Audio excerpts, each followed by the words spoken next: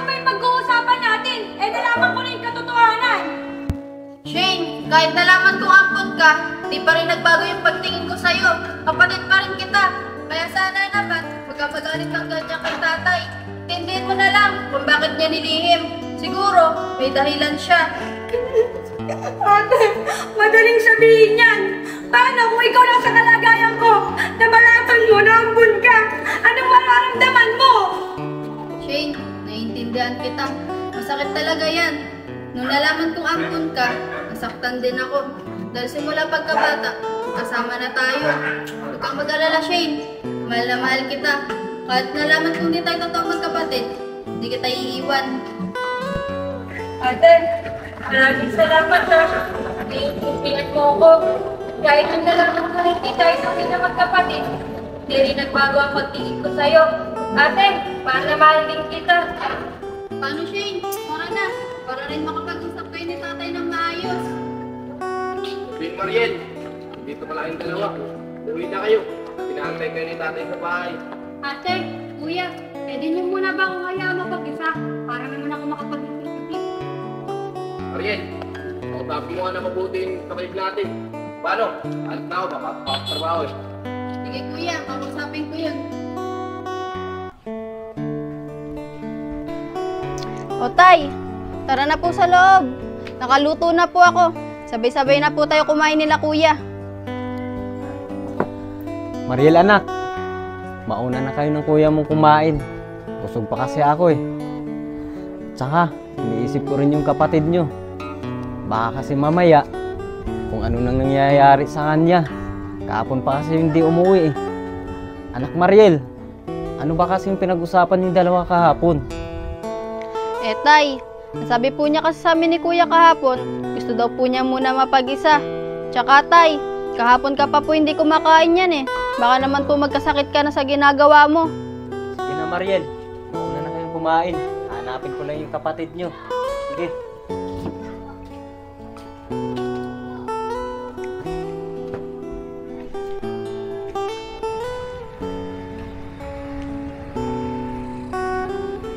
Oh, Tol Allen, anong ginagawa mo dyan? Bakit nag-iisa ka? Tsaka teka, bakit tatabal lungkot mo ngayon? Kuya, problema eh. Napulot nating bata, nalaman na niya na siya ampun. Ganun ba, Allen? Eh, sino ba talaga ang ampun dun sa dalawa? Ang totoo niyan kuya, ang ampun sa dalawa, si Shane. Problema nga yan, Allen. Eh, ano naman sabi niya nung nalaman niya na ampun siya? Ayun kuya, galit na galit. Umalis sa bahay. Hanggang ngayon, hindi pa rin umuwi. Kuya, tulungan mo naman ako. Kausapin mo naman si Shane para hindi naman magalit sa akin. Sige, Allen. Tutulungan kita. Pag nakita ko si Shane, kakausapin ko siya na maayos. Pero sana naman makinig sa akin yung batang yun. Dahil di ba sabi mo, galit na galit siya nung nalaman niya na ampun siya. Kuya, maraming salamat sa iyo ha. Sana naman makausap mo si Shane ng maayos. Sige, Allen. Ako ang bahala. Gagawin ko lahat na makakaya ko para makausap siya na maayos. Teka lang, Allen. Di ba may trabaho ka? Ba't ata hindi ka pumasok ngayon? Kasi kuya, di ako makapag-focus eh. Simula nung nalaman ni Shane, naampun siya, di na siya umuwi. Paano mangyari sa kanya eh? Ano ba? Sige, Allen. Naiwan muna kita dito ha. May kakausapin lang ako. Pagbalik ko mamaya, hahanapin ko si Shane at kakausapin ko siya na maayos. Sige kuya, ingat ka. Sige, dyan ka na.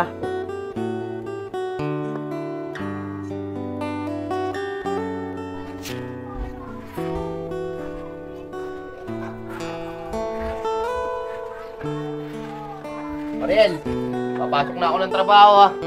Pero teka, asan si Shane? Ba't di umuwi? Eh kuya, hindi ko rin alam eh kung bakit hindi umuwi yun. O sige, pag nakita ko siya sa baba, papawin ko siya agad. Kausapin mo ha. Pero teka, asan si tatay? Eh kuya, hanapin daw niya si Shane eh. Nag-aalala na nga ako dun. Kahapon pa yun hindi kumakain. Sige, ikaw nang bahala dito sa bahay ha. Pasok na ako.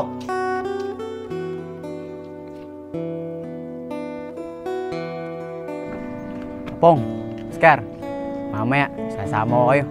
Birthday ng pinsan ko. Marami marami doon iinumin, tsaka handa tayong kakainin. Tol Iber, totoo ba yan? Baka mamaya, drawing lang yan eh. Nakakaraan, sabi mo, sasama mo kami ng Tol Apong sa racket mo. Pero anong ginawa mo? Iniwan mo kami ng Tol Apong.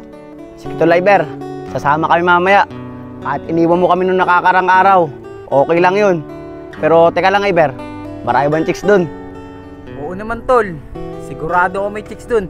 Tsaka, babae may birthday, kaya maraming kaibigan yun. Tol Iber, si Shane no? Ang ano? Uy Shane! Shane! Saglit lang. Oh, saan ka pupunta? Tsaka, parang ang lungkot mo ah.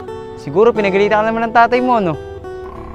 Eh ano bang pakialam mo kung may problema ako? Bakit? Nakakatulong ka ba sa problema ko? Di ba hindi? Kaya kung pwede lang, huwag ka nang mangialam sa buhay ko. Mga tol, di daw ako makakatulong sa problema niya. Teka nga lang, Shane. May alam akong paraan para makakalimutan mo yung problema mo. Sumama ka sa amin mamaya. Birthday ng pinsan ko. At marami tayong iinumin dun. At sigurado ako, makakalimutan mo yung problema mo. Pero, teka nga lang. Ano ba kasing problema mo? Sigurado ka ba na makakalimutan ko yung problema ko? Oo naman, Shane. Sigurado ako. Tsaka, tara, dito muna tayo. Tambay ka muna sa amin. Mga tol, may kasama na tayo mamaya sa pagpunta sa birthday ng pinsan ko. Si Shane. Gusto daw niya makakalimutan yung problema niya eh. Aba Ber, ayos yan ah. Siyempre naman.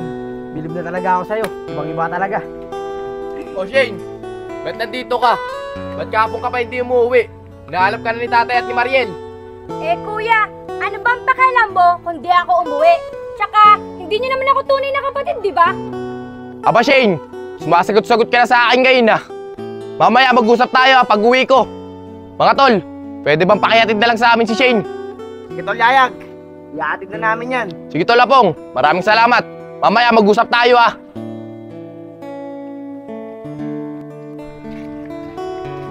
Shane, tama ba yung narinig namin? Hindi ka nila tunay na kapatid. It means, hindi ka tunay na anak ni Mang Allen. Nako, mamaya na lang natin yung pag-usapan pagdating natin dun sa birthday ng pinsan mo. O paano? Tara na. Baka kasi mamaya, dumaan pa yung tatay at tati ko. Pagalitan pa ako nun. Tara na. Kaya nga mga tol, sa iba na lang tayo tumambay. Baka pala maitapat si Shane eh. Tsaka, diretso na rin tayo sa birthday ng pinsan ko. Tara, Tara! tara.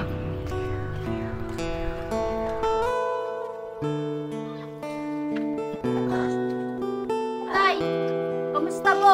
Nakita niyo na po ba si Shane? Mariel anak, kahit saan-saan ko pa siya hinahanap, pero di ko pa rin siya makita. Mariel anak, pahinga muna ako sa loob, para mamaya, pag nakapagpahinga na ako, hahanapin ko rin siya ulit. Sige po tay, paghahain na po kita para makakain ka na.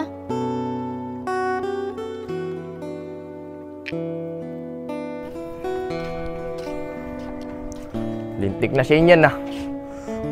Nakawalan na siya ng modo. Magsagot-sagutin ako. Sarap pa ng barkada ko.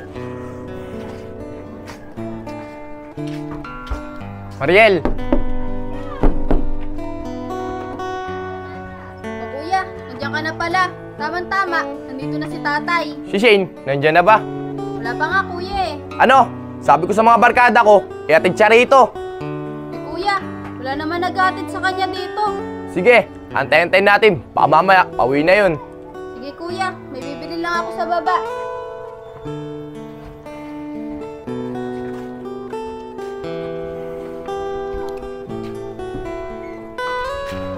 O ngayon, alam nyo na kung ano yung problema ko.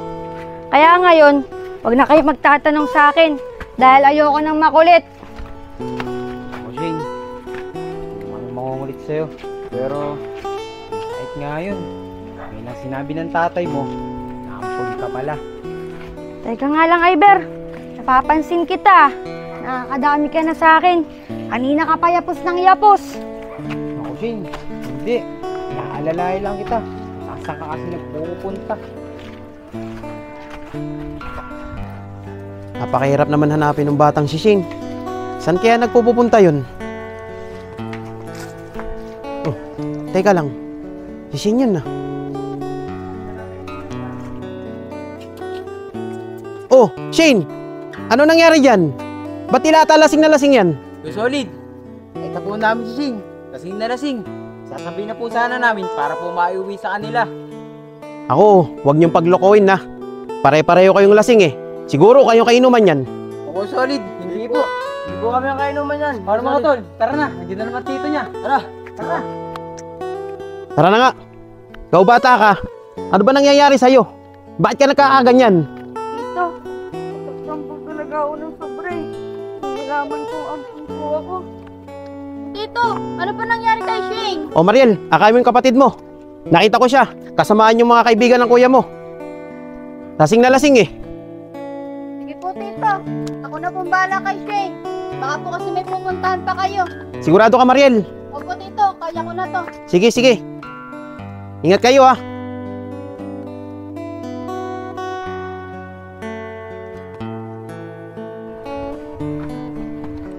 Shane, ano ba nangyayari sa'yo? Hindi ka naman nagiinom ah. Ayaw na ayaw mo nga sa alak. Ate, di ba? Alam mo naman, sobra talaga ako nasaktan. Nung nalaman kong ampun ako. Di pa kasi sinabi ni tatay. Nung una pa lang, naampun talaga ako.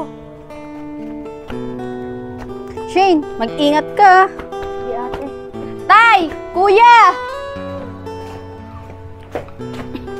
Tay! Kuya! Nandito na po si Shane. O anak Mariel, anong nangyari sa kapatid mo? Tay, nakita ko po siya kanina eh. Yakay-yakay ni Tito. Lasing na lasing. Kasama daw po nung kaibigan nila kuya. Sige, pasok na kayo rito. Tandaan na. Shane, dahan-dahan.